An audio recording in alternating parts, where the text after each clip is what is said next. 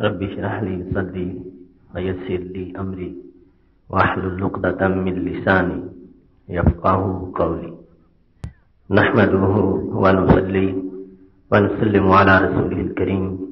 أما بعد، فأعوذ بالله من الشيطان الرجيم. بسم الله الرحمن الرحيم. ونزلنا عليك الكتاب تبيانا لكل شيء وهدى ورحمة وبشرى للمسلمين. صدق الله العظيم وصدق رسوله النبي الكريم الأمين. إن الله وملائكته يصلون على النبي يا أيها الذين آمنوا صلوا عليه وسلموا تسليما. الصلاة والسلام عليك يا سيدي يا رسول الله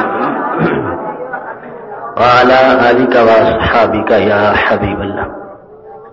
اللہ تبارک و تعالی جل جلالہ وعم نوالہ واتم برہانہ وعظم شانہ کی حمد و ثنا، اور حضور پر نور شافع یمن نشور احمد مجتبی جناب محمد مصطفیٰ صلی اللہ علیہ وآلہ واصحابہ وبارک وسلم کے دربار گہر بار میں ہدیہ درود و سلام عرض کرنے کے بعد، نہایت ہی محتشم سامعین حضرات، رب ذوالجلال کے فضل اور توفیق سے آج ہمارے خطبہ جمعۃ المبارک کا موضوع ہے مسئلہ علم غیب، دوسری قسم۔ میری دعا ہے خالق کائنات جل جلالہ ہم سب کو قرآن و سنت کا فہم عطا فرمائے، ہم سب کو اسلامی عقائد اور احکام کو سمجھنے کی توفیق عطا فرمائے۔ محتشم سامعین حضرات، اس سے پہلی قسط میں آپ نے قرآن مجید کے چوتھے پارے کی ایک آیت کے بارے میں خطبہ جمعہ سماعت کیا۔ آج کی گفتگو مسئلہ علم غیب پر اس حیثیت سے ہے کہ ہم رسول اکرم صلی اللہ علیہ وسلم کے علم غیب کو جو عطائی مانتے ہیں، تو اس عطا کا طریقہ اور ذریعہ کیا ہے؟ خالق کائنات جل جلالہ نے نبی اکرم صلی اللہ علیہ وسلم کو کس طرح یہ عطا فرمایا ہے؟ اگرچہ اس عطا کا مکمل تعارف ہمارے لیے ممکن نہیں، لیکن جو کچھ قرآن مجید کی آیات اور رسول اکرم صلی اللہ علیہ وسلم کے فرامین سے ہمیں پتہ چلتا ہے، اس کی روشنی میں ہم یہ جاننے کی کوشش کریں گے کہ اللہ تبارک و تعالی نے کیسے یہ علوم اپنے محبوب علیہ السلام کو عطا فرمائے ہیں۔ قرآن مجید برہان رشید کی متعدد آیات میں نبی اکرم صلی اللہ علیہ وسلم کا علم غیب، اس کا تذکرہ اور اس کا بیان موجود ہے۔ سورہ جن میں ہے، خالق کائنات ارشاد فرماتا ہے، عالم الغیب فلا یظہر علی غیبہ احدا الا من ارتضی من رسول۔ اللہ غیب جاننے والا ہے، اپنے غیب کو کسی پر ظاہر نہیں کرتا، لیکن رسولوں میں سے جسے چاہے اس پر غیب ظاہر فرما دیتا ہے۔ عالم الغیب فلا یظہر علی غیبہ احدا الا، اللہ غیب جاننے والا ہے اور غیب کا اظہار کسی پر نہیں کرتا۔ یہ قانون ہے کہ استثناء سے پہلے جس چیز کی نفی ہو، بعد میں اسی کا ہی اس بات ہوتا ہے۔ آپ کلمہ اسلام پڑھتے ہیں لا الہ الا اللہ، تو لفظ الا جو ہے اس سے پہلے نفی کی جا رہی ہے اور بعد میں اس بات کیا جا رہا ہے۔ تو نفی جو ہے وہ الہ کی ہے، جھوٹے الہ کی نفی ہے، اللہ کے سوا کوئی معبود نہیں الا اللہ۔ تو اللہ کے بعد جو اس بات ہوا تو اللہ کے معبود ہونے کا اس بات ہوا، نہ کہ اللہ تعالی کی کسی اور جہت کا اس بات سمجھا جائے۔ لا الہ یہاں تک جو نفی ہے اس میں چونکہ نفی دیگر سے الوہیت کی ہے تو آگے جو اس بات ہوگا اللہ کے لیے تو وہ اس بات الوہیت کا ہوگا کہ اللہ کے سوا کوئی معبود نہیں اور اللہ ہی معبود ہے، کوئی اور معبود نہیں مگر اللہ۔ تو جس طرح یہاں پر استثناء ہے ایسے ہی اس آیت کریمہ میں بھی استثناء ہے، عالم الغیب فلا یظہر علی غیب احدا الا، اللہ غیب جاننے والا ہے، علم غیب کا اظہار کسی پر بھی نہیں کرتا، الا مگر کس پر، من ارتضی من رسول، جسے رسولوں میں سے چاہتا ہے اس کے لیے علم غیب کو ظاہر فرما دیتا ہے، کیونکہ اللہ سے پہلے جو نفی ہے وہ علم غیب کی ہے اور اس کے اظہار کی نفی ہے۔ اللہ غیب جانتا ہے، لا یظہر علی غیب ہی، اپنے اس علم غیب پر کسی کو مطلع نہیں کرتا، الا من ارتضی من رسول، مگر رسولوں میں سے جس کو چاہتا ہے اس پر اسی اپنے غیب کا اظہار کرتا ہے جس کا اور کسی پر اظہار نہیں کرتا۔ تو اللہ سے پہلے جس چیز کی نفی کی گئی، اللہ کے بعد اسی چیز کا اثبات، یہی ہمارا عقیدہ ہے کہ خالق کائنات جل جلالہ کے دینے کے بغیر کوئی بندہ کوئی علم بھی نہیں جان سکتے، جائے کہ وہ غیب کا ہو یا غیب کے علاوہ کوئی ہو، اور اگر وہ چاہے تو وہ اپنے بندوں کو دیگر علم بھی عطا فرماتا ہے اور مخصوص شخصیات کو غیب کا علم بھی عطا فرما دیتا ہے۔ ایسے ہی خالق کائنات سورہ آل عمران میں فرماتا ہے، ذالک من انباء الغیب نوحیہ الیک، یہ غیب کی خبریں ہیں، یہ غیب کی خبروں میں سے ہے جو ہم نے آپ کی طرف وحی کی ہے۔ تو خالق کائنات جل جلالہ نے اس مقام پر بھی غیب کا ذکر کر کے اس کی خبر کا ذکر کیا، اور خبر ایسی چیز ہے جب کسی چیز کی خبر آتی ہے ساتھ اس کا علم بھی آ جاتا ہے۔ کبھی ایسا نہیں ہوتا کہ بندے کو کسی بات کی خبر تو ہو مگر اس کا علم نہ ہو، یہ فرق کرنا خبر اور علم میں یہ نہایت ہی غیر معقول بات ہے۔ جب اللہ تبارک و تعالیٰ نے یہ فرما دیا کہ میں غیب کی خبر دے رہا ہوں تو پتا چلا کہ ساتھ ہی غیب کا علم بھی عطا کر رہا ہے، کیونکہ خبر بغیر علم کے ہو ہی نہیں سکتی۔ خبر اگر دنیا کے کسی واقعے کی ہے تو پھر جب خبر آئے گی اس واقعے کا علم آ جائے گا، اور اگر خبر جو ہے وہ غیب کے امور کی ہے تو جب خبر آئے گی تو ساتھ علم بھی ضرور آ جائے گا۔ لہذا لفظ خبر سے کوئی اس مغالطے میں نہ پڑے کہ یہ خبر کا ذکر ہے علم کا ذکر نہیں، پہلے باقاعدہ علم کا ذکر تھا اور یہاں پر خبر کا ذکر ہے، اور خبر جس وقت کسی کو معلوم ہوتی ہے، جس چیز کی خبر اس کا علم بھی آ جاتا ہے، اور چونکہ یہاں پر غیب کی خبر ہے لہذا جب غیب کی خبر آئے گی تو ساتھ غیب کا علم بھی آ جائے گا۔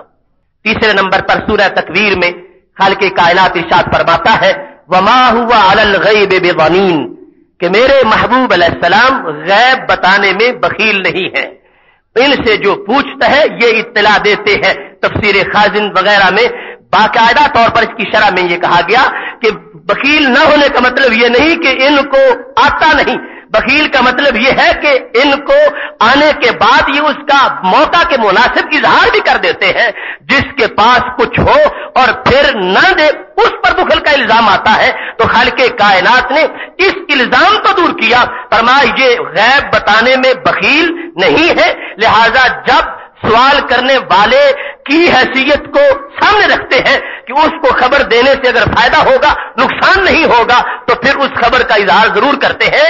میرے محبوب علیہ السلام علم کے معاملے میں ہرگز بخیل نہیں ہیں۔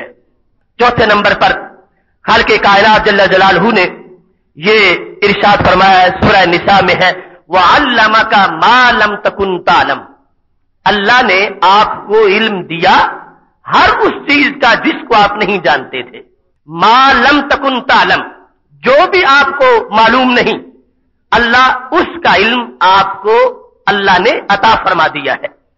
یہاں پر لفظ ما یہ عموم پر ہے، ما سے مراد قرآن و سنت کا علم ہے، ما سے مراد آسمان کے طبقات کا علم ہے، ما سے مراد زمین کے طبقات کا علم ہے، ما سے مراد عالم دنیا کا علم بھی ہے، ما سے مراد عالم برزخ کا علم بھی ہے، ما سے مراد عالم آخرت کا علم بھی ہے، ما سے مراد سمندر کی ہر ہر قطرے کا علم بھی ہے، ما سے مراد صحرا کے ہر ہر ذرے کا علم بھی ہے۔ وَعَلَّمَكَ مَا لَمْ تَكُنْ تَعْلَمْ، جو بھی آپ نہیں جانتے تھے اللہ نے وہ سب کچھ آپ کو عطا فرما دیا ہے۔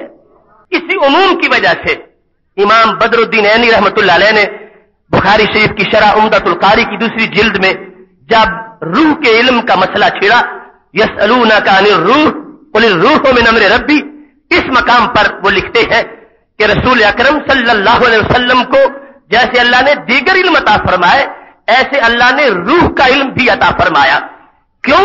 کہتے ہیں جل منصب النبی صلی اللہ علیہ وسلم وہوا حبیب اللہ و سید خلقہ ان یکون غیر عالم بالروح، کہنے لگے کہ نبی اکرم صلی اللہ علیہ وسلم اللہ کے محبوب بھی ہو اور ساری مخلوق کے سردار بھی ہو اور پھر روح کا علم نہ ہو، یہ آپ کی شان کے مناسب نہیں ہے۔ وکیفا، یہ کیسے ہو سکتا ہے؟ وقد من اللہ علیہ وقال وعلمک ما لم تکن تعلم، امام بدر الدین عینی کہتے ہیں جب اللہ نے یہ بھی احسان فرمایا ہے کہ جو بھی تمہیں نہیں آتا تھا میں نے وہ بتا دیا ہے، اس جو میں روح بھی موجود ہے، لہذا محبوب علیہ السلام کو اللہ نے روح کا علم بھی عطا فرمایا ہے۔ تو میرا یہ عرض کرنے کا مقصد یہ ہے کہ ماں کا جو عموم ہم بیان کر رہے ہیں یہ صرف ہم نے نہیں اس کو سمجھا، یہ پہلے جو شارحین بخاری ہیں انہوں نے بھی سمجھا ہے اور اس آیت کو پیش کر کے روح کے علم کا اس بات کیا ہے، کیونکہ نبی اکرم صلی اللہ علیہ وسلم اللہ کے حبیب بھی ہیں، انہیں اور لوگوں کی طرح نہ سمجھو، مخلوق کے سید بھی ہیں، انہیں اور نفوس جیسا نہ سمجھو، اور پھر اللہ تعالیٰ نے وَعَلَّمَكَ مَا لَمْ تَكُنْ تَعْلَمْ کی حیثیت بھی عطا فرمائی ہے، لہذا انہیں عام لوگوں جیسا نہ سمجھو۔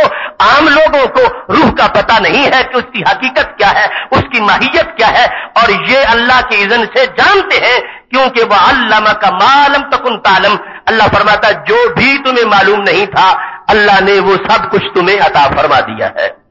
محتشم سامعین حضرات، اب اس مقام پر یہ بات بھی پیش نظر رہے، ہر شخص کی حیثیت کے مطابق اس پر عطا ہوتی ہے۔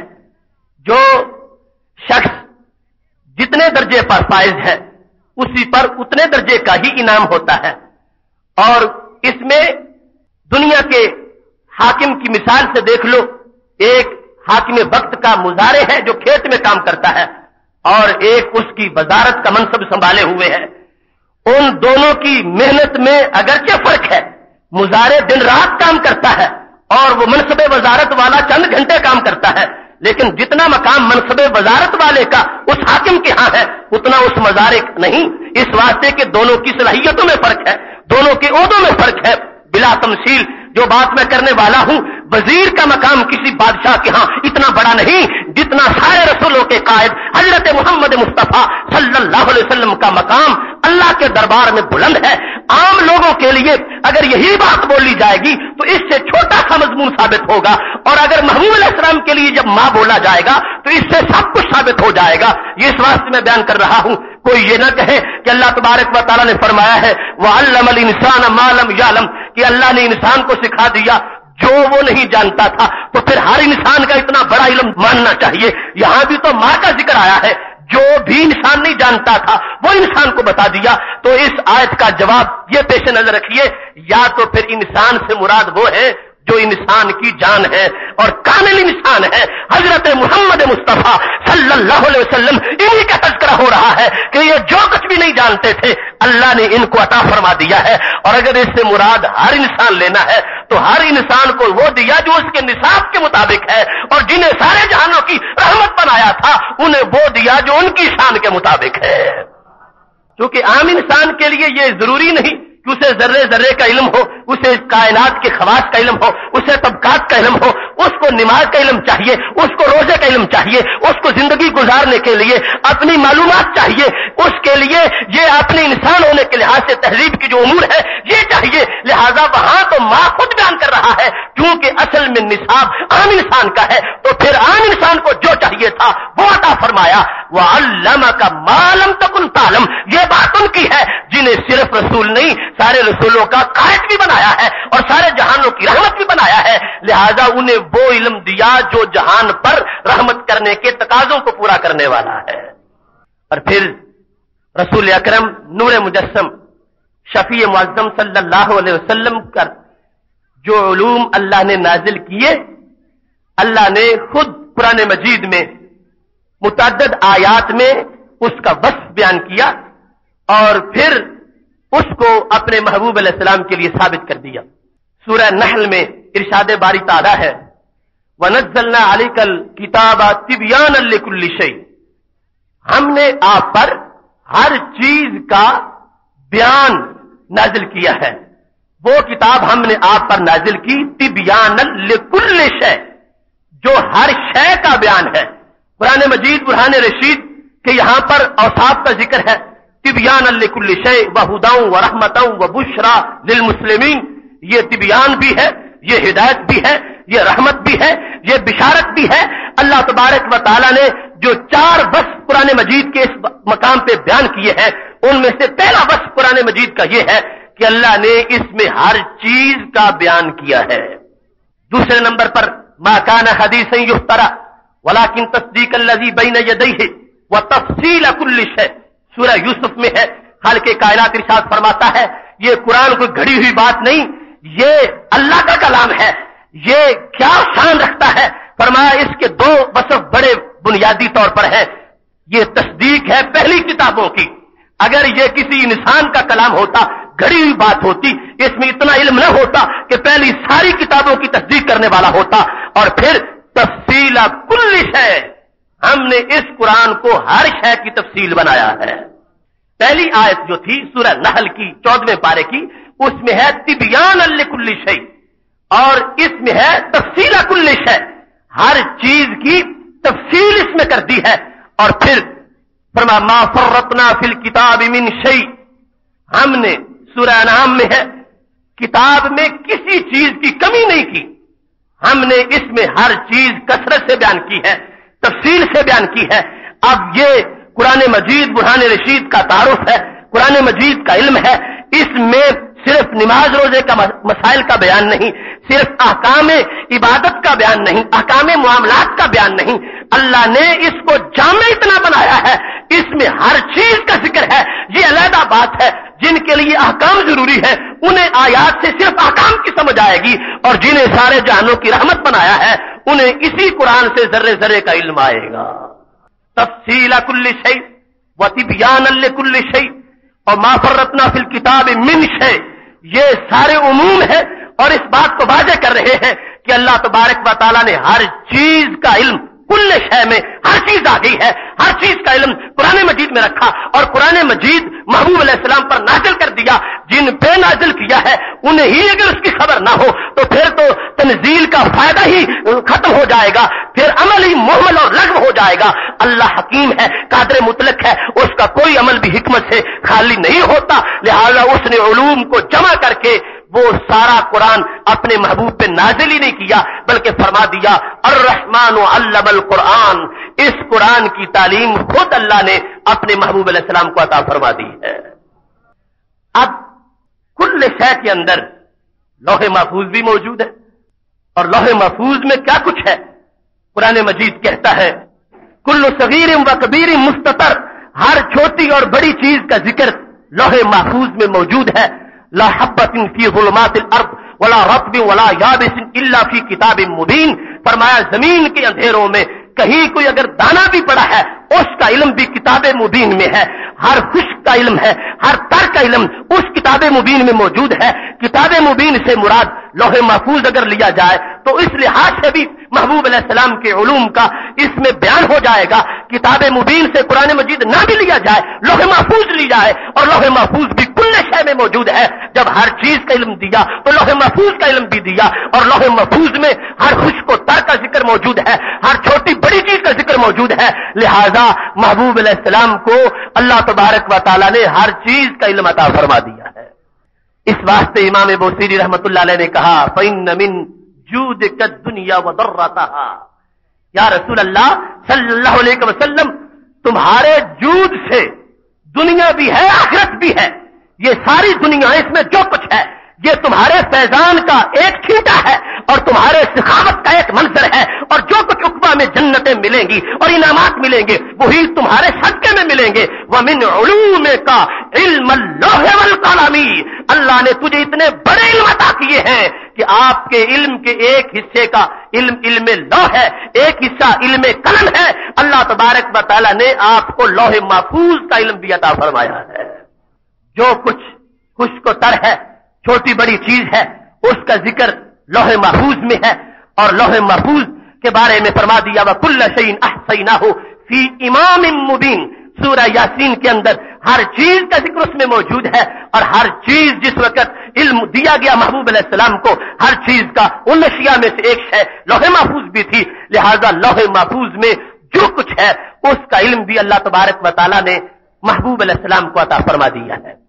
اور اس میں کوئی یہ نہ سمجھے کہ لوح محفوظ اگر رسول پاک صلی اللہ علیہ وسلم کے علم میں ہے تو پھر اللہ تعالیٰ کے علم کے ساتھ برابری لازم آ جائے گی. خالق کائنات جل جلالہ کا علم ہرگز لوح محفوظ میں بند نہیں ہے. لوح محفوظ جتنی بھی بڑی ہو بالآخر اس کی کوئی نہ کوئی حد ہے، اور اللہ کے علم کی کوئی حد نہیں ہے. یہ ہم باقاعدہ ایک جمعے کا موضوع رکھیں گے انشاءاللہ کہ اللہ کے علم میں اور مخلوق کے علم میں فرق کتنا ہے. تمام لوگوں کا علم جو ہے وہ میرے محبوب علیہ السلام کے علم کے مقابلے میں یوں ہی ہے جیسے ایک قطرہ سمندر کے مقابلے میں ہو، اور میرے محبوب علیہ السلام کا علم اللہ کے علم کے مقابلے میں یوں ہی ہے جیسے ایک قطرہ سمندر کے مقابلے میں ہو. لہذا ہرگز کسی طرح کی کوئی مساوات نہیں ہے. لوح محفوظ اللہ تعالیٰ کا جمی علم نہیں ہے، بلکہ خالق کائنات جل جلالہ اس کے علاوہ بھی علم رکھتا ہے، اور میرے محبوب علیہ السلام کو اللہ نے لوح محفوظ کا علم بھی عطا فرما دیا ہے. محتشم سامعین حضرات، آپ دیکھیے یہ اللہ کی طرف سے علم کی عطا کا ایک طریقہ ہے کہ قرآن مجید برہان رشید میں علم جمع کر دیا، اور وہ قرآن پھر اپنے محبوب علیہ السلام کو خود پڑھا دیا، اور اس انداز میں پڑھایا ہے سنقرئک فلا تنسى الا ما شاء اللہ. ہم تجھے پڑھائیں گے آپ بھولیں گے نہیں مگر جو اللہ چاہے گا. اس سے بھی ہمارا عقیدہ واضح ہو رہا ہے کہ ہم اگر کسی مقام پر محبوب علیہ السلام نہیں بول رہے حکمت کے پیش نظر ہے یا اللہ کی طرف سے پابندی کی وجہ سے ہے، اور یہ ہمارے عقیدے کا حصہ ہے. خاموشی میں بھی حکمت ہے، اور وہ باقاعدہ موضوع میں ہم بیان کریں گے. اور خالق کائنات جل جلالہ نے علم سارا جمع کر کے علم القرآن فرما دیا، سنقرئ کا فرما دیا، اور اس سے یہ واضح کر دیا کہ ہم نے قرآن مجید میں علوم کو جمع کیا ہے، اور وہ قرآن اپنے محبوب علیہ السلام کو ہم نے سکھا دیا ہے. نہ تو کتاب میں کوئی کمی ہے کہ کچھ ذکر ہوتا کچھ نہ ہوتا، کہنے والے کہتے کیونکہ نصاب ناقص تھا، پورا اس واسطے ان کو آتا نہیں ہے. اللہ نے نصاب کی شان بھی بیان کر دی. نصاب ایسا کامل ہے کہ کسی عام بندے کا ذہن اور اس کی سوچ تو اس کی وسعتوں تک جا ہی نہیں سکتی، اور پھر پڑھانے کی نسبت اپنی ذات کی طرف کی ہے. اب نصاب کامل ہو، پڑھانے والا سمجھا نہ سکے، پھر بھی علم میں کمی رہ سکتی ہے، اور خالق کائنات پڑھانے والا ہو تو پھر کمی کا سوال ہی نہیں ہو سکتا. اور پھر یہ ساری چیزیں ہو اور پڑھنے والا معذاللہ کند ذہن ہو تو پھر بھی کمی آ سکتی ہے. اور جب پڑھنے والے ایسے ہو کہ سارے عقل والوں کو عقلیں وہی تقسیم فرمانے والے ہوں، اور ساری کائنات کی عقلیں ایک پلڑے میں رکھی جائیں، ان کی عقل سب سے بھاری ہو، تو پھر وہ ذات جب پڑھ رہی ہو، اتنا جامع نصاب ہو اور اللہ تبارک و تعالیٰ پڑھا رہا ہو تو کسی چیز کا علم بھی باقی نہیں رہ جائے گا. محتشم سامعین حضرات، رسول اکرم نور مجسم شفیع معظم صلی اللہ علیہ وسلم کے علم کا یہ بیان جو ہے، اب ساتھ یہ بات بھی پیش نظر ہے کہ یہ شان جو میں نے بیان کی تفصیل کل شے تبیان لکل شے ما فرطنا فی الکتاب من شے، یہ تینوں آیات جو ہیں ان میں جو بیان کی گئی جامعیت قرآن مجید کی، تو یہ کسی ایک سورت کی نہیں، پورے قرآن کی ہے، پورے قرآن مجید کی یہ شان ہے. تو لہذا ثابت یہ ہوگا کہ جب پورا قرآن نازل ہو جائے گا تو علم بھی مکمل ہو جائے گا. پورے قرآن کی یہ شان ہے کہ سارا قرآن اول سے لے کر آخر تک اکٹھا ہر چیز کا بیان ہے، ہر چیز کی تفصیل اس میں ہے، اور ہر چیز کا تذکرہ اس میں کر دیا گیا ہے. لہذا اگر کوئی بندہ ایسا واقعہ پیش کرتا ہے کہ جو نزول قرآن کی مدت کے اندر کا واقعہ ہے اور اسے پیش کر کے یہ بتانا چاہتا ہے لو دیکھو یہ صورتحال تھی، نبی اکرم صلی اللہ علیہ وسلم سے پوچھا گیا، آپ نے جواب نہیں دیا، ہو سکتا ہے جواب دیگر حکمتوں کے پیش نظر بھی نہ دیا ہو، لیکن ہمارا تو دعویٰ یہ ہے کہ پورے قرآن کے نزول کے ساتھ علم مکمل ہوگا. اگر پہلے کوئی ایسا واقعہ ہے تو وہ ہمارے عقیدے کے خلاف نہیں ہے، ہمارے دعوے کے خلاف نہیں ہے. پورے قرآن کو علم کا مجمع بنایا گیا ہے اور وہ نزول کے ساتھ مکمل ہوا ہے، اور اس کے بعد ایک بھی ایسا واقعہ نہیں کہ محبوب علیہ السلام سے پوچھا گیا ہو اور آپ نے جواب نہ عطا فرمایا ہو. جو بھی پیش کریں گے وہ درمیان کے اندر آ رہا ہے، درمیان کے اندر آ رہا ہے. نزول قرآن کی مدت ابھی ختم نہیں ہوئی، ابھی باقی نزول ہے، آیات باقی ہے.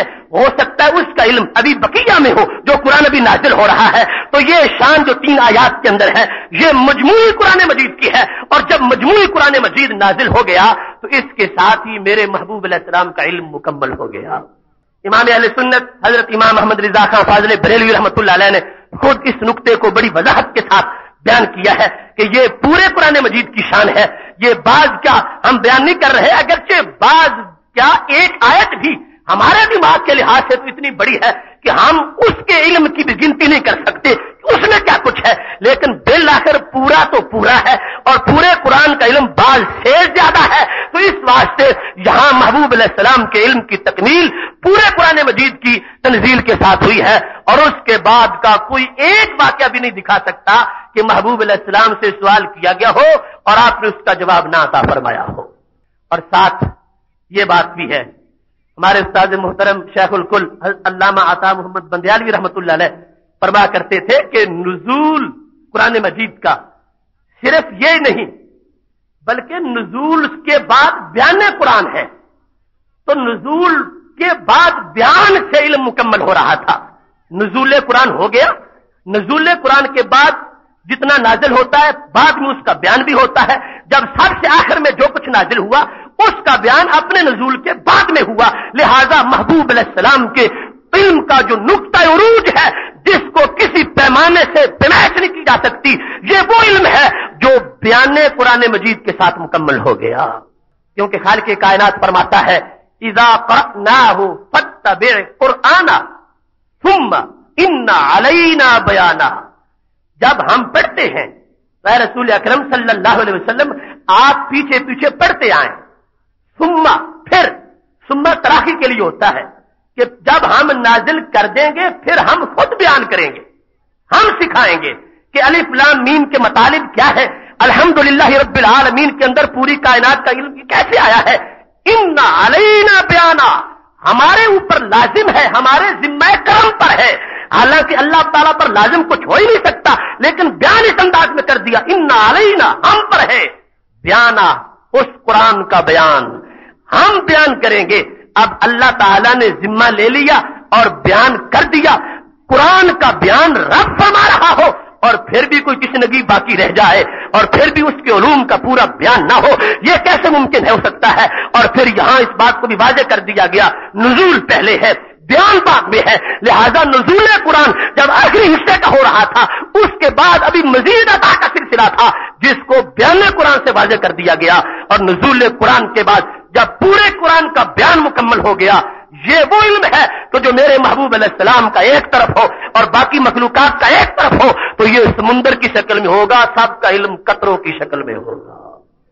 محتشم سامعین حضرات، نبی اکرم نور مجسم شفیع معظم صلی اللہ علیہ وسلم نے خود ایک مرتبہ ارشاد فرمایا. حدیث شریف امام ترمذی نے جامع ترمذی میں روایت کی اور اس کی سند کے بارے میں کہا یہ صحیح ہے، اور یہ حوالہ دیا کہ میں نے امام بخاری سے اس کے بارے میں پوچھا تو انہوں نے اس کی سند کو بالکل صحیح قرار دیا. وہ حدیث شریف ایک تو بیان علم کا دوسرا طریقہ بھی ہے. ایک ذریعہ تو نزول قرآن کے ساتھ ہے اور اس میں بتدریج علم آتا رہا، لیکن کچھ غیوب کے علم ایسے تھے کہ اللہ تبارک و تعالیٰ نے براہ راست ایک لمحہ میں عطا فرما دیے. رسول اکرم نور مجسم شفیع معظم صلی اللہ علیہ وسلم فرماتے ہیں رأیت ربی عز و جل فی احسن سورہ، میں نے اپنے رب کو نہایت ہی خوبصورت وصف میں دیکھا. صورت سے مراد شکل، وہ حقیقت نہیں ہو سکتی کیونکہ شکل کے لیے خط ہوتے ہیں، جیومیٹری میں آپ جانتے ہیں خطوط ملتے ہیں تو شکل بنتی ہے. جو بھی شکل ہوتی ہے وہ محدود ہوتی ہے اور اللہ محدود نہیں معبود ہے، وہ حد میں آ ہی نہیں سکتا. لہذا سورہ کا مطلب ہے آسان سمجھنے کے لیے بہترین صفت میں دیکھا، بہترین حال میں میں نے اپنے بہترین شان کے اندر اپنے رب کو دیکھا. قال فیما یختصم الملأ الاعلی، اللہ تعالیٰ نے پوچھا عالم بالا میں کس چیز کا جھگڑا ہو رہا ہے.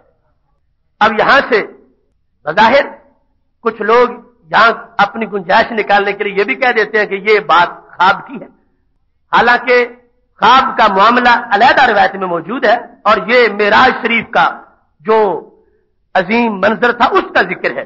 لیکن اگر خواب کا بھی مان لیا جائے تو پھر بھی ہماری دلیل میں اس علم غیب کے بیان کے لحاظ سے کوئی کمی واقع نہیں ہوگی، اس واسطے کہ انبیاء کرام علیہ السلام کا خواب بھی وحی ہوتا ہے، اور جو کچھ خواب کے اندر ہو وہ محض فارمیلٹی پوری نہیں ہوتی، اس میں حقیقت ہوتی ہے اور اس کے اندر بھی سب کچھ ہوتا ہے. اگر بالفرض خواب میں ہی یہ منظر تھا تو جو کچھ اللہ خواب میں اپنے پیغمبروں سے بات کرتا ہے، فرمایا یہ عام لوگوں کی طرح نہیں ہوتی. عام تو سوئے ہوتے ہیں، دلوں کو یاد ہی نہیں رہتا کہ کیا ہو رہا ہے، اور ان کی شان یہ ہے تنام ولا یا ولا ینام قلبی، آنکھیں سو جائیں دل پھر بھی جاگتا رہتا ہے، اور جو کچھ عطا ہو رہا ہے اس کو پوری طرح سوتے ہوئے بھی محفوظ رکھتے ہیں. رئی تو ربی، میں نے اپنے رب کو دیکھا. اور یہاں پر یہ فائدہ بھی اس حدیث شریف سے ظاہر ہوگا. حضرت علامہ بندیالوی رحمۃ اللہ علیہ فرمایا کرتے تھے کہ اللہ نے ایک چیز خود دی اور خود اس کا امتحان لیا. آج لوگ توحید کی آڑ میں جس کا انکار کرنا چاہتے ہیں، اللہ خود جانتا ہے کہ توحید کے منافی کیا چیز ہے. یہاں خالق کائنات نے اپنے محبوب علیہ السلام سے غیب کی خبر خود پوچھی. فیما یختصم الملأ الاعلی، ملأ اعلی میں جھگڑا کس چیز کا ہو رہا ہے؟ ملأ اعلی جو اس وقت ہم سے علیحدہ ہے، پوشیدہ ہے بظاہر، وہ کس چیز کا جھگڑا کر رہے ہیں؟ اگر غیب کا علم کسی کے لیے اللہ کے سوا ماننا شرک ہوتا، ہرگز اللہ خود غیب کا سوال نہ کرتا. خالق کائنات جل جلالہ نے خود غیب کا سوال کر کے ابتداء اس بات کو واضح کر دیا کہ آگے جو کچھ میں عطا کروں گا وہ میری توحید کا حصہ ہوگا، توحید کے منافی نہیں ہوگا.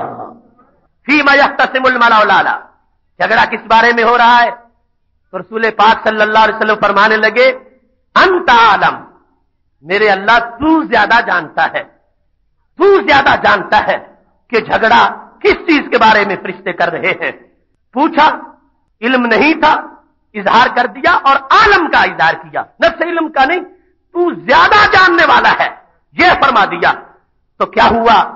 رسول پاک صلی اللہ علیہ وسلم فرماتے ہیں فوابا یادہ بین کتفیا فوجدت بردہا بین ثدییا فعلمت ما فی السماوات والارض. اللہ نے اپنا دست قدرت میرے دونوں کندھوں کے درمیان رکھا، میں نے اس کی ٹھنڈک کو اپنے سینے کے سینٹر میں محسوس کیا. نتیجہ کیا نکلا؟ علم تو میں نے جان لیا ما فی السماوات والارض، جو کچھ آسمانوں میں تھا وہ بھی جان لیا اور جو کچھ زمینوں میں تھا وہ بھی جان لیا. تو یہ اللہ کی عطا کا دوسرا طریقہ ہے. کیسے عطا کیا ہے؟ دست قدرت اللہ کا ہے. اللہ کی تو تجلی کہیں پڑ جائے وہاں کے علم کی پیمائش نہیں ہو سکتی اور اسے ترازو میں تولا نہیں جا سکتا. اور جب دست قدرت بھی رکھا ہوا ہو پیٹھ کے اوپر کندھوں کے درمیان اور سینے میں اس دست قدرت کی جو اس کے شان کے لائق ہے ٹھنڈک محسوس ہو رہی ہو، اس کا نتیجہ کیا ہے؟ زبان نبوت کا یہ اعلان ہے علم تو ما فی السماوات والارض، جو کچھ بھی زمین و آسمان میں تھا ہر چیز کو میں نے جان لیا. اب خالق کائنات نے دوبارہ امتحان لیا. اتدری فیما یختصم الملأ الاعلی، تیرے محبوب صلی اللہ علیہ وسلم کیا جانتے ہو کہ وہ غیب میں بیٹھے فرشتے کیا جھگڑا کر رہے ہیں؟ پہلے سوال کیا اور پھر جواب یہ تھا تو زیادہ جانتا ہے، اور پھر عطا کی.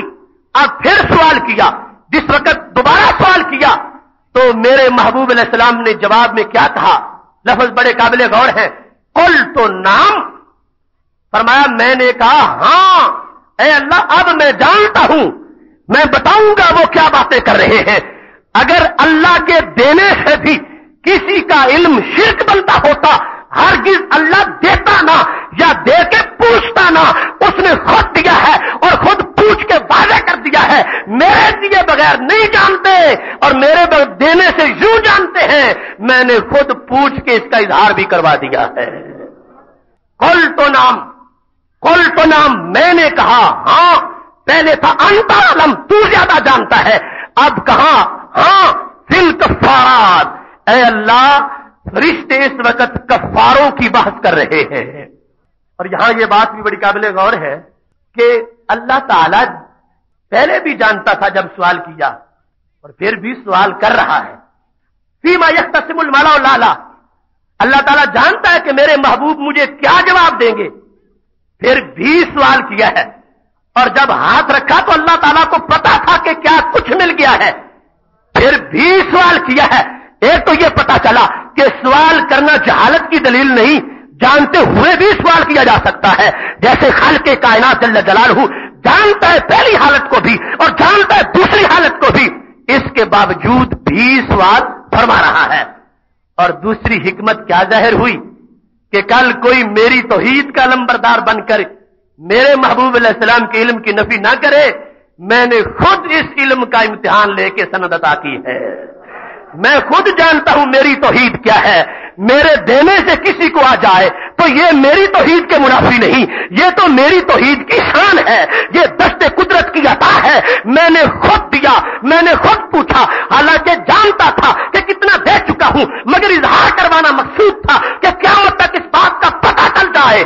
عطائی غیب وہ ہے جو اللہ نے خود جس کا اظہار کروایا ہے، محبوب علیہ السلام کو دیا ہے، پھر پوچھا ہے اور محبوب علیہ السلام نے غیب کی خبر کا اعلان فرمایا ہے. شرک اور ہے، توحید اور ہے. نبی اکرم صلی اللہ علیہ وسلم کا علم ذریعے سے عطا سے ماننا یہ ہرگز شرک نہیں. اس واسطے اللہ بہتر جانتا ہے شرک کیا ہے. شرک ہوتا تو سوال ہی نہ کرتا، عطا ہی نہ کرتا اور عطا کر کے پوچھتا ہی نہ. تینوں کام کیے ہیں. اس بات کو واضح کیا ہے کہ کوئی میری توحید کو آڑ بنا کے بغض رسالت نہ رکھے. میں نے خود ان کو شانوں کا مالک بنایا ہے. ثم تلا، جب یہ لفظ بیان کیے تو پھر ساتھ ایک آیت بھی پڑھی. نبی اکرم صلی اللہ علیہ وسلم نے آیت بھی بطور دلیل پڑھی. حالانکہ خود جو فرما رہے ہیں اس میں بھی کوئی کمی نہیں، لیکن آخر قرآن تو قرآن ہے. فرمایا لوگوں مجھے جو کچھ ملا اس پہ تعجب نہ کرنا. اللہ کی شان ہے کہ اپنوں کو نوازتا ہے. ہم دکھاتے ہیں حضرت ابراہیم علیہ السلام کو زمین و آسمان کے ملکوت تاکہ ان کا یقین مزید بڑھ جائے. فرمایا جیسے ان کو ان کے شان کے مطابق اللہ ہر چیز کا مشاہدہ کروا رہا تھا، مجھے میرے مقام کے مطابق ہر چیز کا مشاہدہ کروا دیا ہے. نوری ابراہیم، ہم دکھاتے ہیں حضرت ابراہیم علیہ السلام کو ملکوت السماوات والارض، ملکوت السماوات والارض، زمین و آسمان کے ملکوت ہم دکھاتے ہیں تاکہ یہ مزید ان کا یقین بڑھ جائے. تو اب اس مقام پر یہ بات بھی واضح ہوئی. کچھ لوگ یہاں پر یہ ہیلا سازی کرتے ہیں کہ نبی اکرم صلی اللہ علیہ وسلم کا غیب ماننا ذرے ذرے کا یہ کوئی فضیلت ہی نہیں، تم اتنا اصرار کیوں کرتے ہو؟ کیا ہیلا ہے؟ کہتے ہیں کہ ان کی شان تو یہ ہے کہ اللہ تعالی کے بارے میں ہر وقت متوجہ رہتے ہیں، قرآن و سنت اور احکام بیان کرتے ہیں، نماز روزے کا مسئلہ بیان کرتے ہیں. یہ ذرے ذرے کو جاننا یہ کوئی فضیلت ہے کہ تم کہتے ہو کہ ان کو ذرے ذرے کا علم ہے؟ یہ ذرے ذرے کے علم کے لیے دلیلیں پیش کرنا یہ کوئی ضروری نہیں ہے، اس واسطے کہ ذرے ذرے کا علم ہونا یہ کوئی فضیلت نہیں. تو میرے بھائیوں یہ بات ذہن میں رکھنا، اگر ذرے ذرے کا علم ہونا محبوب علیہ السلام کے لیے کوئی فضیلت نہیں تو پھر اللہ کے لیے تو بطریقی اولا فضیلت نہیں ہونی چاہیے. جبکہ اللہ کی یہ شان سمجھی جاتی ہے کہ اس کے علم سے کوئی چیز پوشیدہ نہیں. جب اس کے لیے ذرے ذرے کا علم ذاتی طور پر کمال ہے تو اس کی عطا سے اگر کوئی ذرہ ذرہ جان لے عطائی طور پر تو یہ بھی کمال ہونا چاہیے. اور پھر اس آیت نے واضح کر دیا ملکوت جو ہے زمین و آسمان کے، یہ کوئی نماز روزے کا علم تو نہیں. نوری ابراہیم، اللہ نے بطور انعام یہ ذکر کیا ہم نے اپنے ابراہیم علیہ السلام کو ملکوت کا علم دیا ہے، ملکوت کا علم عطا کیا ہے. تو پتا چلا اللہ تبارک و تعالی اپنے بندوں کو اعزاز کے طور پر بھی یہ چیزیں جو زمین و آسمان کی ہیں ان کا علم عطا فرماتا ہے. جب خلیل کا یہ اعزاز تھا انہیں ملکوت کا علم دیا ہے، اور حبیب علیہ السلام کا یہ اعزاز ہے اللہ تبارک و تعالی نے ان کو ہر چیز کا علم عطا فرما دیا ہے. لہذا اس بات کی طرف کوئی نہ جائے کہ ذرے ذرے کا علم کوئی فضیلت نہیں. یہ فضیلت ہے جن کے نصاب کا حصہ ہے، جو ذرے ذرے کے رسول ہیں انہیں ذرے ذرے کا علم بھی ہونا چاہیے، جو ذرے ذرے کے لیے رحمت ہے انہیں ذرے ذرے کا علم جو ہے ہونا چاہیے، اور یہ علم جو ہے اللہ سے غفلت کا علم نہیں ہوگا۔ ہم جیسوں کے لیے اگر مخلوق کی طرف متوجہ ہو جائے تو غفلت بن سکتی ہے، لیکن جنہوں نے مخلوق کو خالق تک پہنچانا ہے وہ مخلوق کی طرف توجہ کریں گے تو یہ غفلت نہیں ہوگی، یہ اللہ کی طرف سے لگائی ہوئی ڈیوٹی کا ایک حصہ قرار پائے گا۔ علم تو ما فی السماوات والارض، اب ما فی السماوات سے مراد کوئی نماز روزہ ہے، ما فی السماوات سے اور ما فی الارض سے مراد جو ہے وہ زمین آسمان کی چیزوں کا علم ہے۔ سماوات کے جتنے طبقے ہیں ہر ہر آسمان کا علم ہے، اور زمین کی جتنی گہرائیاں ہیں ہر ہر ذرے کا علم ہے، اور یہ علم اللہ تبارک و تعالی بطور انعام دے رہا ہے، نوازش کے طور پر اس کو ظاہر کر رہا ہے۔ لہذا یہ ایک فضیلت ہے جو اللہ تبارک و تعالی نے اپنے محبوب علیہ السلام کو عطا فرمائی ہے۔ اور یہاں پر ما فی السماوات والارض، حضرت شیخ عبدالحق محدث دہلوی رحمۃ اللہ علیہ اس کا ترجمہ کرتے ہوئے کہتے ہیں عبارت از حصول تمام علوم جزوی و کلی، کہ یہ جو ما فی السماوات کا ذکر کیا جا رہا ہے یہ اس سے عبارت ہے کہ اللہ تبارک و تعالیٰ نے اپنے محبوب علیہ السلام کو ہر ہر جزوی کا علم بھی عطا فرما دیا اور ہر ہر کلی کا علم بھی عطا فرما دیا۔ اور پھر انہوں نے فرق کیا تفاوت درمیان این دو روایت کہ ایک ہے حضرت خلیل علیہ السلام کا ملکوت کو دیکھنا، اور دوسرا ہے رسول پاک صلی اللہ علیہ وسلم کا زمین و آسمان کو جاننا۔ ان دونوں میں فرق کیا ہے؟ شیخ عبدالحق محدث دہلوی جو برصغیر پاک و ہند کے محقق علی الاطلاق ہے، محقق علی الاطلاق اور پہلے نامور محدث، وہ کہتے ہیں دونوں روایتوں میں فرق ہے۔ محبوب علیہ السلام کا دیکھنا اور طرح کا ہے، حضرت خلیل علیہ السلام کا دیکھنا اور طرح کا ہے۔ خلیل علیہ السلام نے کیا دیکھا؟ کہتے ہیں خلیل علیہ السلام ملک زمین و آسمان را دید۔ حضرت خلیل علیہ السلام نے زمین و آسمان کا صرف ملک دیکھا۔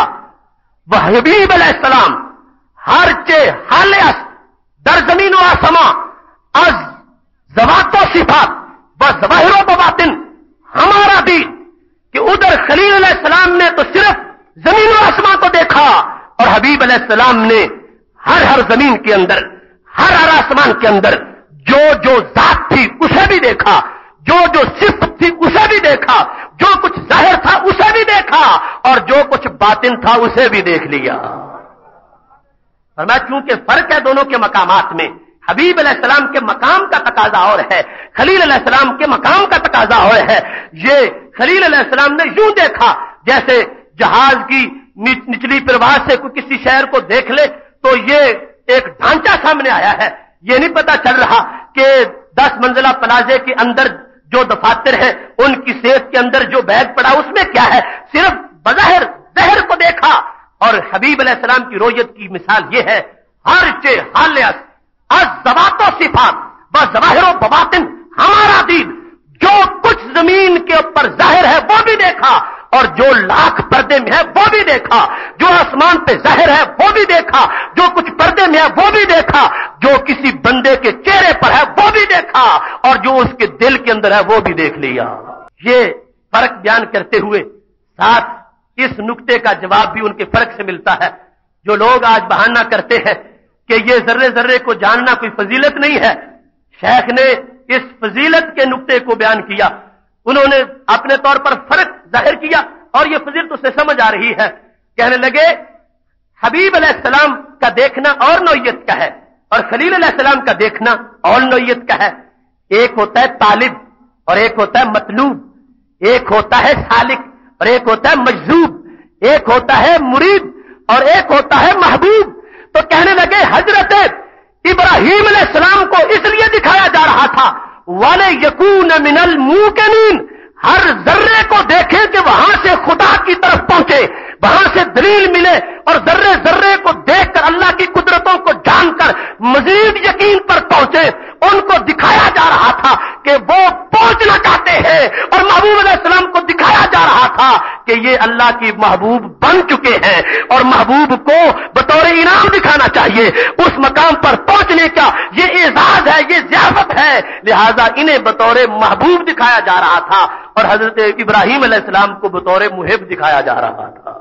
जितना फर्क मुहिब और महबूब में है, इतना इन देखने वाली हैसियतों में फर्क है। हजरत खलील अलैहिस्सलाम ने देखा ताकि अल्लाह की बारगाह में कुर्ब के आखिरी मकाम तक पहुंचे, उनको इसलिए दिखाया जा रहा है। और महबूब अलैहिस्सलाम को इसलिए हर चीज का इल्म दिया गया है क्योंकि ये महबूब है, लिहाजा अब इनका मकाम ये है कि अपना सब कुछ इनको दिखाना चाहिए। लिहाजा खालिक़े कायनात ने हर चीज का इल्म महबूब अलैहिस्सलाम को अता फरमा दिया है।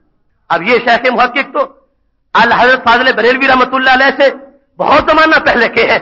ये बरेली का घड़ा हुआ दीन नहीं है, ये पूरी उम्मत से कुरान और सुन्नत से तवातर के साथ साबित है कि महबूब अलैहिस्सलाम की शान ये है। और फिर यहां से ये पता चला कि इन चीजों को देखना ये कोई दुनियादारी नहीं है, इन चीजों को हम जैसे देखें तो दुनियादारी बन जाए, लेकिन महबूब अलैहिस्सलाम इन्हें देख रहे हैं, अल्लाह दिखा रहा है इस वास्ते कि ये भी उनकी हैसियत के दीन का हिस्सा है। और उन्हें इतनी वुसअत दे दी गई है, इतना इल्म दे दिया गया है कि वो हर जर्रे से मार्फत रखते हुए उसी से अल्लाह की तौहीद का बयान करे। जितने वाज़े मुवाहिद बड़ा होगा उतने दलाइल तौहीद ज्यादा होंगे। महबूब अलैहिस्सलाम वो मुवाहिद हैं जो अनगिनत दलाइल से अल्लाह की तौहीद को बयान करते हैं। और अनगिनत दलाइल कैसे हैं? उनको अल्लाह ने ये इल्म दिया, हर जर्रे से तौहीद साबित कर सकते हैं। और हर जर्रे से तौहीद तब साबित होगी जब हर जर्रे का इल्म भी अता फरमाया जाएगा। लिहाजा बुग़्ज़ और है और उस पर ये लेबल लगाना चाहते हैं कि ये कोई फजीलत नहीं है। ये बुखारी का एक शारे है, उसने ये मुनकरीन में से इस बात की तरफ वो काफी लिखता रहा कि ये कोई फजीलत ही नहीं है, जिसको ये अहले सुन्नत साबित करने की कोशिश करते हैं। तो हजरत शेख अब्दुल हक ने कैसी फजीलत बयान की कि ये तो इतनी बड़ी फजीलत है कि हजरत इब्राहीम अलैहिस्सलाम के निसाब में भी ऐसी नहीं आई जो अल्लाह ने अपने हबीब अलैहिस्सलाम को अता फरमाई है। और फिर यहां पर यह हदीस शरीफ जब दूसरी जगह बयान की गई तो वहां पर लफ्ज ये है, फवजदतु बर्द अनामिलिही फी सदिय्या। जब अल्लाह तबारक व तआला ने हाथ रखा तो मैंने अल्लाह के शान के लायक जो हाथ है, उस हाथ की उंगलियों के जो पोरे हैं और उंगलियां हैं, अल्लाह ताला की शान के लायक जो दस्ते कुदरत है, उसकी उंगलियों की ठंडक मैंने सीने में महसूस की। पहली इत्मा था कि ये कि फवजद को बरदहा हाथ की ठंडक, इसमें हाथ की उंगलियों की ठंडक, सिर्फ बयान अंदाज में फर्क है, अंदाज में फर्क है, वरना हाथ भी वही है, हाथ की उंगलियां भी वही है। और इसमें अब नतीजा क्या निकला? फरमा फतजल्लाली कुल्लु शै। अल्लाह ताला ने जब हाथ रखा तो हर चीज कायनात की मेरे सामने रोशन हो गई।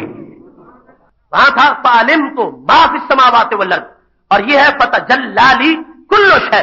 तिरमिज़ी ने दोनों की संग के मुताबिक, इमाम बुखारी के कौल के मुताबिक सही होने का कौल किया। अलिम तो माफिस समावाति वल अर्द, ये भी अता का एक तरीका है। तजल्लाली कुल्लु शै, अल्लाह का दस्ते कुदरत जो है उसकी वजह से क्या हुआ, हर चीज मेरे लिए रोशन होगी। जहां जहां किसी चीज का मकाम था वो मुझसे अपने आप को छुपा ना सकी। अल्लाह के हाथ का कमाल है कि हर चीज मेरी आंखों के सामने रोशन हो गई। हदीस शरीफ ने नबी अकरम सल्लल्लाहु अलैहि वसल्लम के इल्म के अताई होने के बारे में वाज़ेह तौर पर इस बात को साबित किया कि ये महबूब अलैहिस्सलाम का अपना दावा नहीं, अल्लाह के हाथ का कमाल है। और अल्लाह अगर ये ना दे सके तो वो अल्लाह हो कैसे सकता है?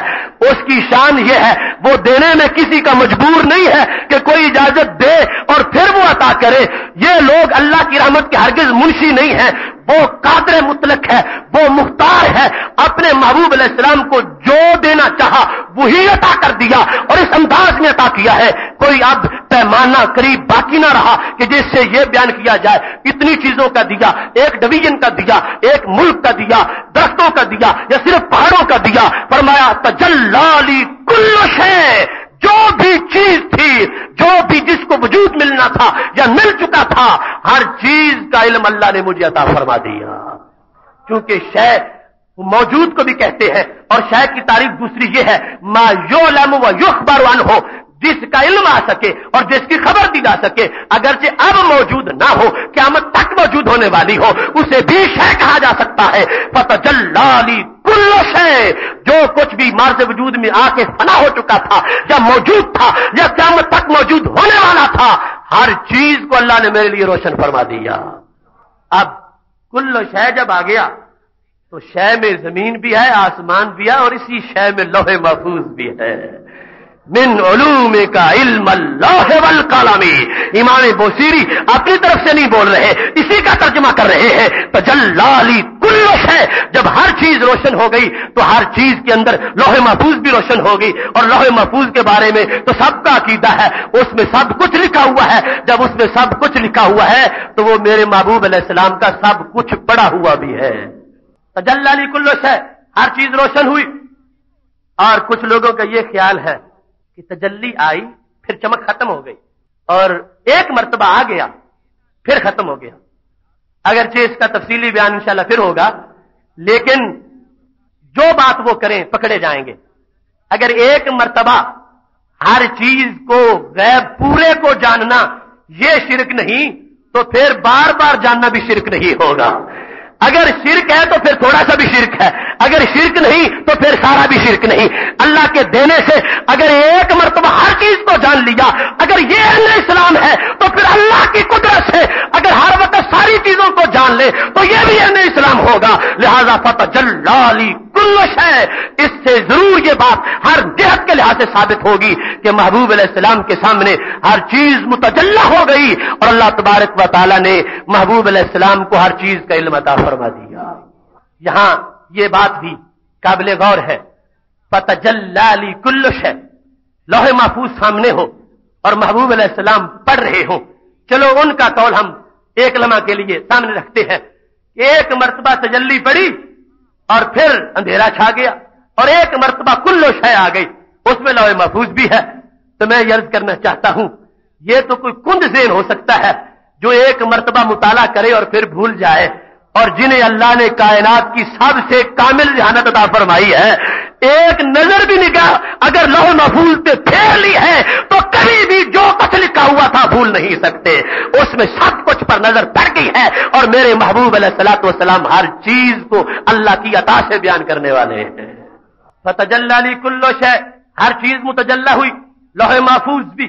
اور لوح محفوظ کا متجلی ہونا یہ میں نے ان کے قول کے مطابق بھی اس کی وضاحت کر دی. ورنہ یہاں محبوب علیہ السلام کی خدمت میں تو ہر وقت یہ دنیا موجود رہتی ہے اور حاضر رہتی ہے، اس کا علیحدہ انشاءاللہ ہم بیان کریں گے. لیکن یہاں یہ بات بڑی توجہ کے ساتھ سن لیجئے کہ یہ وہ محبوب علیہ السلام ہے جن کی ذہانت کا عالم یہ ہے. بخاری شریف میں ہے، حضرت ابو ہریرہ رضی اللہ تعالیٰ عنہ کہنے لگے یا رسول اللہ صلی اللہ علیہ وسلم اسمع منک حدیثا کثیرا، آپ سے بہت زیادہ حدیثیں سنتا ہوں، انسا ہوں، وہ بھول جاتا ہوں. ایک یہ ہے کہ نارمل ذہانت ہو اور اس پر اضافہ ہو. نہیں، یہاں پر ذکر ہو رہا ہے تو میں تو نسیان کا مریض ہوں، میری نارمل ذہانت بھی نہیں، سنتا ہوں بھول جاتا ہوں. عام صحابہ جیسا بھی میں نہیں کر سکتا، سنتا ہوں بھول جاتا ہوں. باقاعدہ امام اسقلانی نے اس کی وضاحت کی ہے کہ یہ کہہ رہے تھے میں ساری یاد رکھوں یہ تو بڑی دور کی بات ہے، عام نارمل سی ذہانت ہو یہ تو بڑی دور کی بات ہے، میں تو کثیر نسیان والا ہوں، مریض ہوں نسیان کا. تو میرے محبوب علیہ السلام نے کہا ابسط ردا کا، اپنی چادر بچھا لو. پھر خالی ہاتھ چادر پہ ڈالا ہے، ضمہ الیک، اب اس کو سینے سے لگا لو. ابو ہریرہ کہتے ہیں لنن سا بعد ہو، پھر پوری زندگی کبھی بھولا ہی نہیں ہو. صحیح بخاری شریف ہے، مجنون لیلا کی داستان نہیں ہے، بخاری شریف ہے. اور یہ بات بھی اگر بیان کرنے نکلوں تو شام ہو جائے گی. یہ ہاتھ ابھی خالی تھے، باقاعدہ راوی نے اشارہ کر کے ہاتھوں کو ملا کے کہا کہ یوں ہاتھ بھر کے رکھا. اور ماننے کا نام بھی یہ ہے، ابو ہریرہ نے یہ نہیں کہا ہاتھوں میں ہے تو کچھ نہیں، کس چیز کو سینے سے لگاؤ. ماننا کہتے اس کو ہے، کہا کچھ نظر آ رہا ہے پھر بھی، نظر نہیں آ رہا پھر بھی. جن کے خالی ہاتھ اتنا دیتے ہوں ان کے بھرے ہوئے ہاتھ کتنا عطا فرماتے ہوں گے. خالی ہاتھ چلو بھر کے رکھا ہے. اور یہ ہے صحابی کا یقین. یہ نہیں آگے سے اعتراض کیا پیغمبر یہ کوئی معاذ اللہ آج کا کوئی بدھو ہوتا تو یہ جو ایک طبقہ ہے کہتے کہ ہم سے مذاق ہو رہا ہے، خالی ہاتھ ہے کیا رہا ہے سینے سے لگاؤ، کیا لگائیں. نہیں، یہ صحابی تھے، یقین تھا کہ یہ کوئی معاذ اللہ کسی قسم کی کاروائی نہیں، یہ حقیقت ہے. لہذا اگرچہ خالی ہاتھ تھے اسے حقیقت سمجھا. کہتے ہیں میں نے سینے سے لگایا. اب پہلے نسیان کا مریض تھا، اب صرف حافظہ ہی نہیں ملا، وہ حافظہ ملا ہے کہ سارے صحابہ سے بڑھ کر پہلے نمبر پر 5000 سے زائد کس نے حدیثیں روایت کی ہیں انہیں امام ابو ہریرہ کہا جاتا ہے۔ اب محتشم سامعین حضرات، یہ بات ضمن عرض کر رہا ہوں کہ یہ خالی ہاتھ ہیں، اگر مثال کے طور پر بھرے ہوئے ہوتے، سونا ہوتا، یعنی خالی اور بھرے کا بات صرف کر رہا ہوں، خالی ہے، اگر اتنا سونا ڈالتے، رب کعبہ کی قسم ہے یہ دنیا کا سونا اتنا فائدہ نہیں دے سکتا تھا جتنا خالی ہاتھ نے دیا ہے۔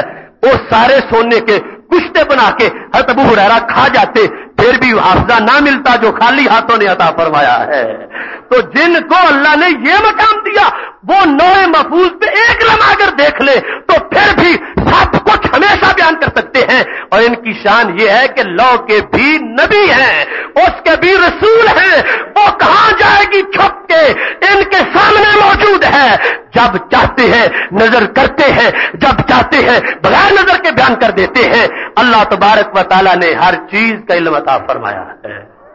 اس واسطے حضرت عمر رضی اللہ تعالیٰ عنہ نے واضح کہہ دیا، بخاری شریف میں ہے، کان رسول اللہ صلی اللہ علیہ وسلم فینا مقامن، ایک جگہ نبی اکرم صلی اللہ علیہ وسلم کھڑے ہو گئے، موضوع علم غیب کا تھا، مضمون کہاں سے شروع کیا؟ اخبرنا عن بدء الخلق، مخلوق کی آفرینش کے آغاز سے موضوع شروع کر لیا۔ نبی اکرم صلی اللہ علیہ وسلم تو پہلی مخلوق ہے، آپ کے بعد جو کچھ پیدا ہوا دوسرے نمبر پر، اس سے لے کر کہاں تک بیان کیا؟ داخل اہل الجنت منازلہم واہل النار منازلہم، یہاں تک کہ قیامت اور پھر حساب، اور اس کے بعد جنتی جنت میں چلے گئے، جہنمی جہنم میں چلے گئے۔ یہ سارا مضمون نبی اکرم صلی اللہ علیہ وسلم نے بیان کیا، اور حضرت عمر رضی اللہ تعالیٰ عنہ کا یہ عقیدہ نہیں ہے کہ یہ کوئی فضیلت نہیں ان چیزوں کو جاننا، بلکہ فضیلت سمجھ کے بیان کر رہے ہیں کہ اگرچہ یہ پہلے سے لے کر آخرت کی خبریں، یہ نماز روزے کی خبر نہیں ہے، یہ نکاح طلاق کی خبر نہیں ہے، یہ اس سے علاوہ حالات ہیں، واقعات ہیں، بقائے ہیں، اجسام کی خبریں ہیں، چیزوں کی خبریں ہیں، ذرے ذرے کا بیان ہے، بندے بندے کا ذکر ہے، ان کا کفر، ان کا ایمان، ان کی دنیا، ان کی برزخ، ان کی جنت، ان کے دوزخ، ہر چیز کا بیان ہے۔ حضرت عمر رضی اللہ تعالیٰ عنہ کہتے ہیں ہمارے محبوب علیہ السلام کا اتنا علم تھا، سب کچھ بیان کر دیا۔ حافظ ذالک من حافظہ ونسی من نسیہ، فرمایا جس نے جتنا یاد رکھا یاد رکھا، جو بھول گیا بھول گیا۔ ہمارے محبوب علیہ السلام نے سب کچھ بیان فرمایا تھا۔ یہ حضرت عمر رضی اللہ تعالی عنہ کا قول، ان کا عقیدہ بخاری شریف میں ہے، اور اس سے یہ ساری جہاد واضح ہو رہی ہے کہ ان چیزوں کا علم فضیلت بھی ہے اور نبی اکرم صلی اللہ علیہ وسلم کو حاصل بھی ہے۔ اور یہ بھی کوئی نہ سمجھے کہ ایک محفل میں سارا بیان کس طرح ہو سکتا ہے، وقت اور وقت کی وسعت اور اس کو روکنا اور اس کو پھیلانا اور تھوڑے میں سب کچھ عطا کرنا، یہ سارے انہی کے کمالات ہیں۔ لہذا مخلوق کے آغاز سے لے کر قیامت کے آنے تک اور اس کے بعد کے فیصلوں تک سب کچھ بیان کیا ہے۔ حافظ ذالک من حافظہ، حضرت عمر رضی اللہ تعالیٰ عنہ کہتے ہیں جس نے یاد رکھا اس نے یاد رکھا، جو بھولا وہ بھولا۔ محبوب علیہ السلام نے کوئی کمی نہیں کی اور ہر چیز کی خبر ہمیں عطا فرمائی ہے۔ یہ ہو بہو اہل سنت کے عقیدے کی ہر جہت صحابہ سے ثابت ہو رہی ہے۔ اگر یہ شرکی عقیدہ ہوتا، حضرت عمر رضی اللہ تعالیٰ عنہ سے بڑا شرک پر کلہاڑی جلانے والا کون ہے؟ فوراً دوسروں کو بھی روکتے، خود بیان کر رہے ہیں تو پتا چلا اللہ تعالیٰ کی عطا سے یہ ماننا شرک نہیں، حالانکہ یہاں عطا کا بجائے ذکر بھی نہیں، پھر بھی وہ بیان کر رہے ہیں، اور اسی عقیدے کی بنیاد پر جو دیگر مقامات پر موجود ہے۔ اور اس میں ہم جو کہتے ہیں کہ ان کو ما کانا کا علم بھی تھا اور ما یکون کا علم بھی تھا، وہ دونوں باتیں موجود ہیں۔ اخبرنا عن بدء الخلق، مخلوق جب سے پیدا ہونا شروع ہوئی اس وقت سے لے کر آج تک، جب حضرت عمر رضی اللہ تعالیٰ عنہ بیان کر رہے تھے اور محبوب علیہ السلام نے بیان کیا، یہ سارے کا سارا ماکانہ تھا۔ اور حتی داخل اہل الجنت منازلہم واہل النار منازلہم، یہ سارا ما یکون تھا جو مستقبل میں ہونے والا ہے۔ تو حضرت عمر رضی اللہ تعالیٰ عنہ نے واضح طور پر کہہ دیا کہ نبی اکرم صلی اللہ علیہ وسلم نے ہمیں ما کان کا علم بھی عطا فرمایا اور ما یکون کا علم بھی عطا فرمایا۔ آگے جس کی جتنی کیپیسٹی تھی، صلاحیت تھی، جو جو یاد رکھ سکا وہ آگے روایت کرتا رہا، بیان کرتا رہا، اور سارے کا سارا محبوب علیہ السلام کو ہی آتا ہے، اور محبوب علیہ السلام اللہ کی عطا سے اس کا بیان فرماتے رہے۔